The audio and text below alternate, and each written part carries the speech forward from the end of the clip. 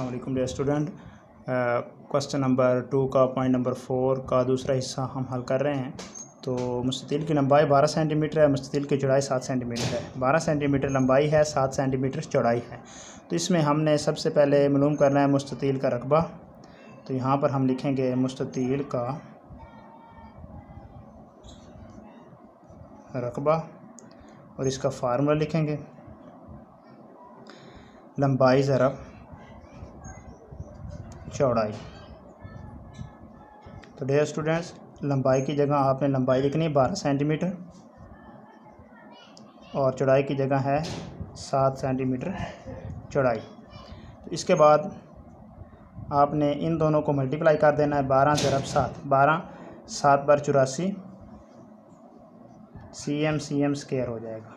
तो dear student, इस तरह से 12 7 ज़र 84 हो गया और यही इसका आंसर है। आपने इसके साथ यूँ लिख देना है कि पास मुस्ततील का रकबा, यूनिट साथ लाजमी लिखना है कि cm स्क्वायर साथ लिख देना है। तो इस तरह से डियर स्टूडेंट्स आप क्वेश्चन नंबर 2 का पहला हिस्सा कंप्लीट कर सकते हैं। Thanks for watching. इसी तरह दूसरे हिस्से में हमने चूँकि मुस्ततील का इहाता मालूम करना है, डियर स्टूडेंट आपने यहाँ पर लिखना है मुस्ततील का इहाता और उसका फार्मूला 2 इंटू लंबाई जमा